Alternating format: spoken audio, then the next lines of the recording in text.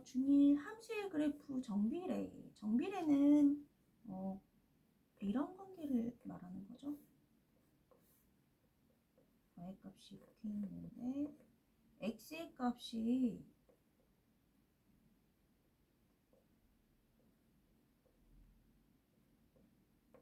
x의 값이 2배 늘어나면 y의 값도 2배 늘어나고, x의 값이 3배 늘어나면 y의 값도 3배 늘어나고, x의 값이 4배 늘어나면 y의 값도 4배 늘어나는 거를 정비례. 그래서 얘를 점을 찍어봐서 뭐가 나온다? 직선이 나온다.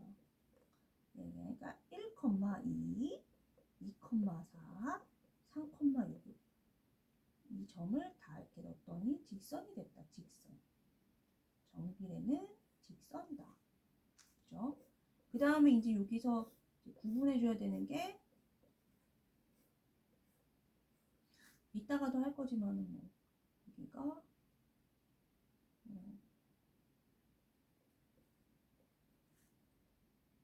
이로 할까요? 2, 12, 3, 4. x의 값이 이런 관계. x의 값이 2배 늘어나는데 y 값은 24에서 12가 됐죠. y 값은 어떻게 된 거예요? 24에서 12가 됐다는 거는 곱하기 2분의 1배가 됐다는 소리죠. 그 다음에 x의 값이 1에서 3으로 변할 때 3 곱하기 3해야 되죠. 그럴 때 y의 값은 24에서 8로 변한 거야. 그럴 거면 어떻게 된 거야, 이거는? 곱하기 y의 값 24에다 곱하기 3분의 1을 해준 거지.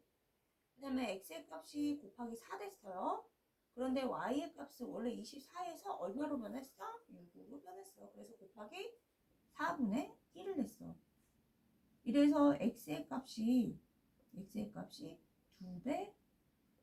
3배, 4배 됨에 따라서 y의 값은 2분의 1배, 3분의 1배, 4분의 1배가 되면은 어떻게 된다? 반비례. 얘는 반비례예요. 반비례. 이따 배울 거지만, 반비례는 특징이 뭐냐면은 x 곱하기 y가 어떤 일정한 상수항이 된다.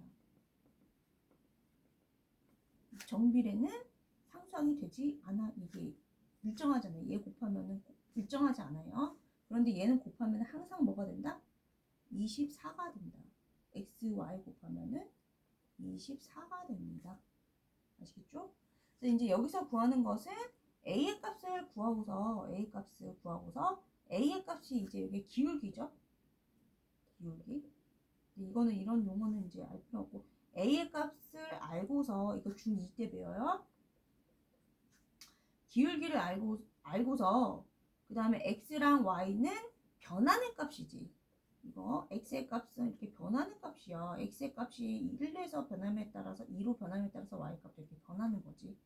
a 값은 한번 이렇게 두 점을 이렇게 지나는 그런 이 두 점을 지나는, 또는 뭐 나머지 것도 이게 찍어가지고 이제 직선이 된 거야. 쭉 이어봤더니. 그러니까 직선이란 것은 점이 이렇게 무수히 많으면 직선이 되죠. 어쨌든 그래서 a 값이 정해지면은 x, y 값을 구할 수가 있어요. 미지수가 하나 이렇게 주어지면은, 예를 들어서 이걸 해볼게. 얘를 일단은 넣어주면은, 대입을 하면은 y는 8, x는 3 대입하면은 y는 ax에서 y는 8, a는 몰라. x는 3 대입해요. 그럼 a는 얼마다? 3분의 8이다. 따라서. 근데 a의 값은 변하지 않으니까 식이 어떻게 되면 y는 3분의 8x라고 써주시면 돼요. 아시겠죠? 그런데 구하는 건 뭐냐면은 이 점. 그러니까 y좌표가 마이너스 6이고 x는 알아 몰라요. 여기는 이제 a 값이라고 하자. a, 마이너스 6. a를 구하는 거야. a. 그러면은 x에다 a 대입하고 y에다 마이너스 6을 대입해요. 마이너스 6. 3분의 8a가 되는 거죠.